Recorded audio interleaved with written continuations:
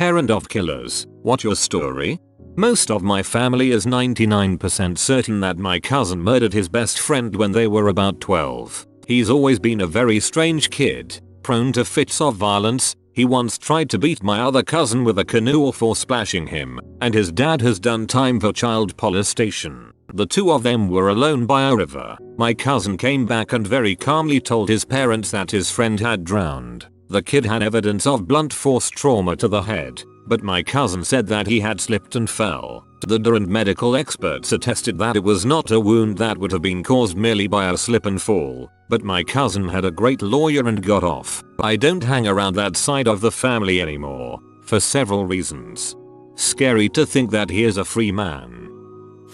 My great aunt was dating this guy and this guy really wanted to have physical relations with her. It was 1930s Italy in a remote town. Physical intimacy before marriage even to a fiancé basically made you an instant towness. Anyway, he promised to marry her if they did and she said yes. Well, a few days later she sees him flirting with another woman. So she goes home, grabs her father's gun and kills him in the streets after luring him in. She only got a few years in prison and moved to Toronto a year later. Happily married with 5 kids.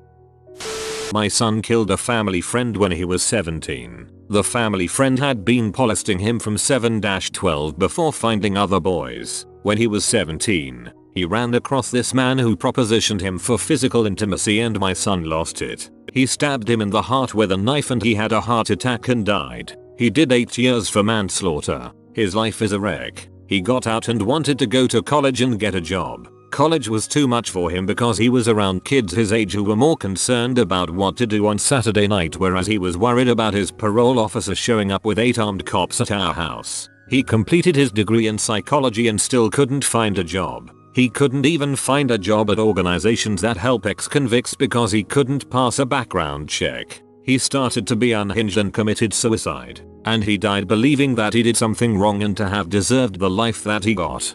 That is probably one of the most heartbreaking things I have ever read. I know it doesn't mean much, but I am so sorry for your loss.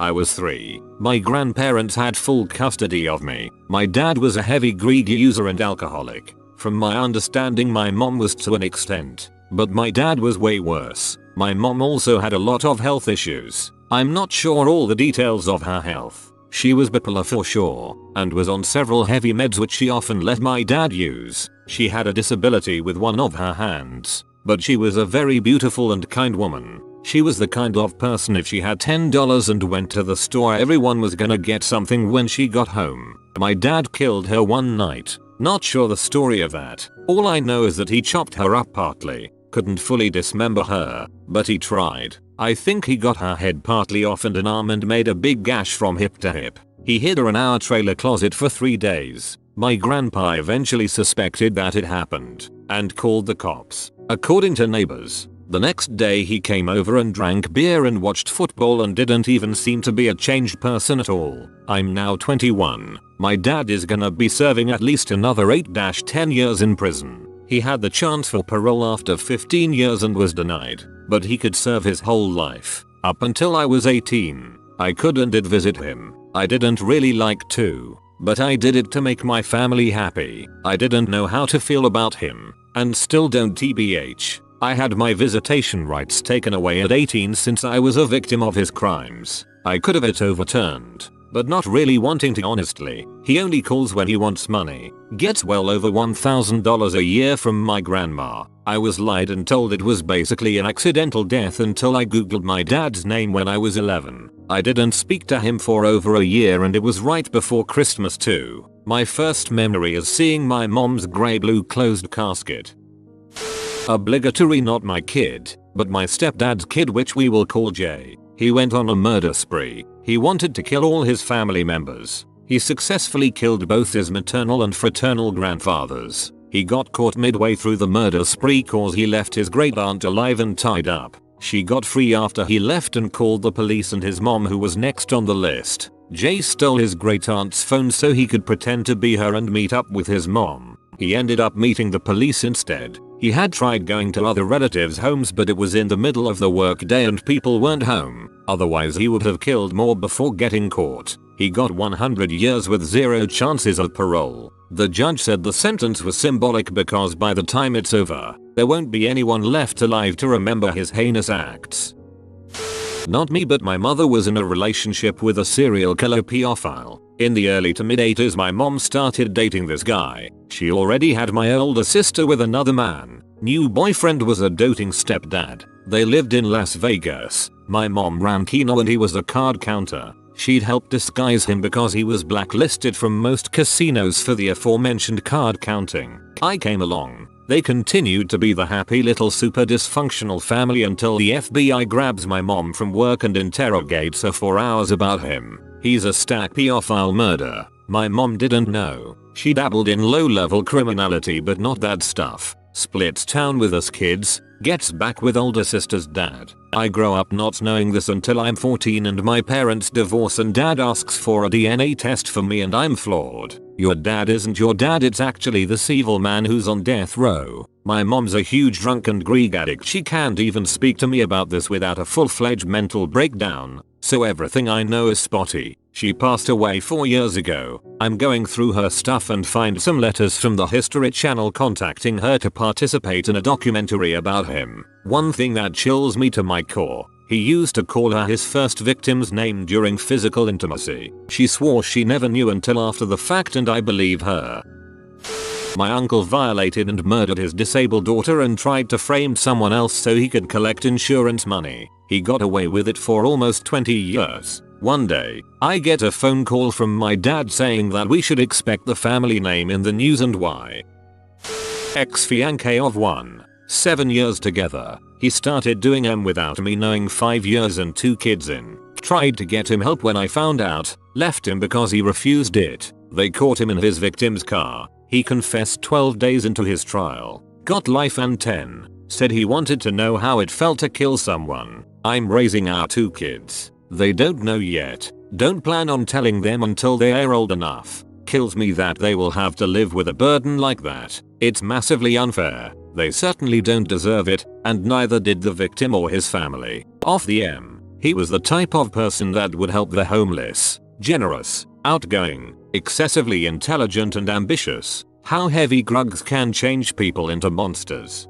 That's horrible. I hope it doesn't affect your kids too much when they find out. Good thing you left before he got too crazy. My adopted sister got into a car wreck this weekend while off her medication this weekend. She takes it so that her epilepsy is well managed. We don't know why she didn't take the meds, but she seized a grand mal and struck a mother and her 2 kids on a sidewalk or crosswalk. The 2 kids were crushed to death, and the mother is still in the ICU. My sister is also in the hospital and we don't know if she will go to prison for the accident. Oh frick, what if the mom survives and realizes her kids are dead? When I was 10 or 11, my younger brother and I were visiting our grandparents, hanging out in the hotel. We were told that our mother had passed and our dad was going to jail. It took a while to realize what happened. I got the full story when I was 15. Dad was sleeping. Mom tried to suffocate him with a pillow. He ended up switching it around onto her, resulting in her death. According to newspaper articles, he hid her body in the woods and according to the police, they would not have found the body unless my dad told them. He was sentenced to like 15 years in prison. He got out of prison 5 years ago or so, gets caught up in the pharmaceutical drugs, which led to harder things and ends up getting some H with fentanyl laced in it, and ODs. I turned out okay. I have a hard time expressing feelings in my relationship, but my fiancé loves me and works with me. My great aunt killed her husband years and years ago, shot him and burned the house down after years of being abused by him. From what I know, she was convicted but didn't get jail time. Instead she came in and worked in the prison kitchen so she could go home and take care of their kids every day. Most of her kids ended up involved in drugs and the like, so my part of the family has never interacted with them and we don't really talk about it. My stepson killed one of his bullies in high school. He has a cleft palate, and it's a pretty bad one. All his life he's been bullied for it. His mother and I have done everything we could to stop the bullying but it never ceased. We contacted administrators, moved, switched schools, tried everything. Eventually, we decided on an online homeschooling program. Unfortunately, one of his bullies from his last school knew where we lived. He'd come by and taunt my stepson regularly. My wife and I were never around because the kid would come while we were working. One day, after my son tried ignoring his previous taunting, the bully figured it must have been a good idea to break in and find him. He threw a brick through our back window, which was in the guest bedroom, and proceeded to attempt to enter. Now, I partially blame myself for what happened next. My son never knew his real father, and so since I've come in, I've done everything in my power to fill in, and we grew pretty close. I ended up trusting him enough to tell him where I kept my gun. Seeing as how his mother and I worked so often, I wanted him to be able to protect himself if anything were to happen if we were gone. So, he grabs my gun, opens the door to where the bully was and shot him in the chest twice. He died before the ambulance reached the scene. My son was never charged for anything, as there was obvious evidence of a forced entry, and the neighbors claim that the bully repeatedly said he was gonna kill my son when he got inside. This happened almost 10 years ago when my son was 15. He's been to so many different psychologists and therapists since then. Something in him changed that day, like he blamed himself. For years he tried to isolate himself from the world. He became a heavy alcoholic, and even attempted suicide. He blames himself for taking another human's life even though he knows his was in danger. Seeing what happened to my boy, it's heartbreaking. I sold the gun, never got another one. To this day, he still has that look of grief and guilt in his eyes. I'm starting to believe no amount of tears will ever wash it away. My brother killed his girlfriend shortly after their son was born. He still won't tell us why he did it, but he did confess and has never once denied doing it. He's in prison until 2046 last I checked. We always knew growing up that he'd end up in legal trouble eventually, but not as early, and it did. Not a parent, but I was briefly neighbors with a family who had a son that ended up killing them because he got addicted to H and the parents wouldn't give him any money for his habit. Not a parent, but one of my cousins is a killer. Dude was a teenager when, for some unknown reason, he decided to kill his parents and siblings. I can't say his name, so let's call him John. It was early morning, around 3, and the father was out working the graveyard shift at the one gas station in town. John had sat awake all night to make sure everyone was sound asleep. He took a shotgun that he got for his birthday and crept down the hall to his little brother and sister's room to make sure they were asleep. Satisfied, he ventured into his mother's room, put the gun against her temple, and shot her. The blast woke up his siblings, and, turning around, he shot his brother as he ran out of his room. After making sure he was dead, he found his sister hiding in the closet and killed her too. To complete his mad fantasy, John dragged the bodies one by one into the living room and left them in an unceremonious pile. He then called his dad, crying on the phone saying the house had been robbed. His dad left work and drove as fast as he could to get home and see if his family was safe. As he burst through the front door, John shot him almost point blank in the chest, and he died soon after. Around 7:30 that same morning, he called the police to report the murders. According to family legend, the cops found him sitting on the couch, watching cartoons and eating a bowl of cereal, still bloody from moving the bodies. It's been a few years not, and the only reason he's given for doing it was that it just felt like the right thing to do. A strange cousin of mine killed his girlfriend's 4-year-old. Strange to think that same guy treated me like a friend he knew his whole life when we were introduced in a reunion years before. There was a guy from around where I grew up who beat his girlfriend's 4-year-old to death for spilling juice on his Xbox. My wife's grandma had 3 sons. One died and one's been in prison for 30 years for murder. She's still leaving everything to him in the will. See, he is a better person than the other surviving brother. I work at a restaurant and the father of a killer is one of our regulars. It's a fancy restaurant. Dude is super rich. He and his wife live separate lives and he goes through a lot of girlfriends, always 20+ years younger than him. He pays for their condos and plastic surgery. He got one of them a gold necklace that read Gold Digger and had her wear it in public. Not a lot of our respect for women. That guy. Loud smarmy older businessman type. Anyway, his son is the guy who killed his girlfriend-in-law and drained all her blood. I don't know how the dad feels about it inside, but like, outwardly, no change. Zero change in lifestyle or persona mannerisms. I'm just an outsider obviously, but you wouldn't even know it happened when it happened. You're talking about Lorne Leibel and his son Blake. They were just ordered to pay 41M to the family. Not a parent, but my co-worker and her son were killed by her other son, almost 2 years ago now. So killer son spent of his adult life in and out of jail. Small petty crimes, breaking and entering, burglary etc. Nothing violent. Well, his last stint was for credit card fraud. My co-worker didn't want him living with her when he got out, but he ended up staying with her and her other son. Now my co-worker was an older lady, 70s, and she was super reliable, rarely missed work or at least called when she did. Well, she didn't show up for a shift on a Friday and it wasn't like her. We tried calling her, no cell phone, cause she was in her 70s and it was one more useless piece of junk. No answer. So we figured, oh no, maybe she forgot or she was in the hospital and she couldn't call NBD. But something in my and my boss's chest didn't feel right, but trying not to let our years of forensic files get the best of us, we brushed it off. Come Monday, still no call, no show.